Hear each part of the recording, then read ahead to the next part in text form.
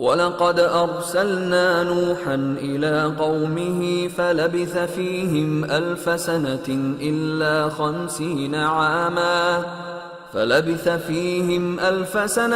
إِلَّا 50 عَامًا فَأَخَذَهُمُ الطُّوفَانُ وَهُمْ ظَالِمُونَ فَأَنجَيْنَاهُ وَأَصْحَابَ السَّفِينَةِ وَجَعَلْنَاهَا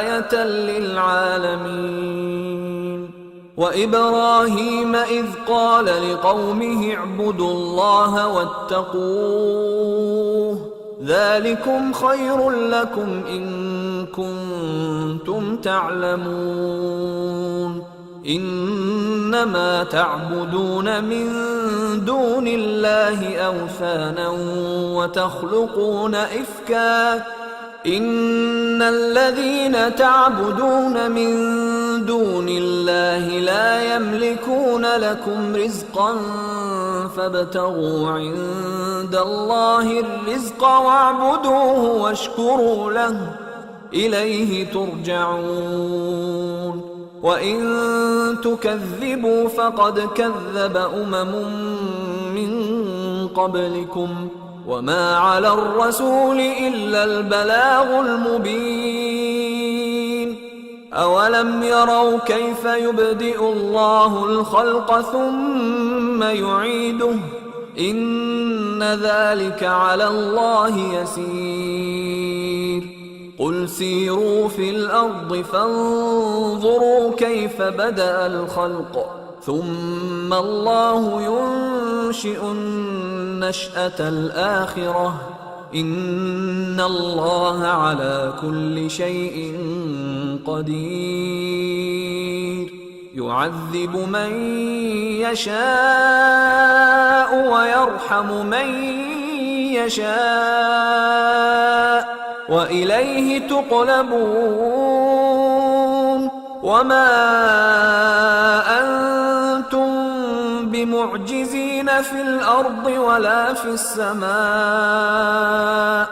وما لكم من دون الله من ولي ولا نصير اور ہم نے نوح کو ان کی قوم کی طرف بھیجا تو وہ ان میں 50 برس کم 1000 برس رہے. پھر ان لوگوں کو طوفان کے عذاب نے آ پکڑا اور وہ ظالم تھے. پھر ہم نے نوح کو اور کشتی والوں کو نجات دی اور کشتی کو اہل عالم کے لیے نشانی بنا دیا. اور ابراہیم کو یاد کرو جب انہوں نے اپنی قوم سے کہا کہ اللہ کی عبادت کرو اور اس سے ڈرو. اگر تم سمجھ رکھتے ہو تو یہ تمہارے حق میں بہتر ہے. تم تو اللہ کو چھوڑ کر بتوں کو پوجتے اور جھوٹی باتیں بناتے ہو. جن لوگوں کو تم اللہ کے سوا پوجتے ہو وہ تم کو رزق دینے کا اختیار نہیں رکھتے. پس اللہ ہی کے ہاں سے رزق طلب کرو اور اسی کی عبادت کرو اور اسی کا شکر کرو. اسی کی طرف تم لوٹ کر جاؤ گے. اور اگر تم جھٹلاتے ہو تو تم سے پہلے بھی امتیں اپنے پیغمبروں کی تکذیب کر چکی ہیں اور پیغمبر کے ذمے کھول کر سنا دینے کے سوا اور کچھ نہیں. کیا انہوں نے نہیں دیکھا کہ اللہ کس طرح خلقت کو پہلی بار پیدا کرتا ہے پھر کس طرح اس کو دوبارہ پیدا کرے گا؟ یہ اللہ کو آسان ہے. کہہ دو کہ ملک میں چلو پھرو اور دیکھو کہ اس نے کس طرح خلقت کو پہلی دفعہ پیدا کیا ہے. پھر اللہ ہی دوسری بار بھی پیدا کرے گا. بے شک اللہ ہر چیز پر قادر ہے.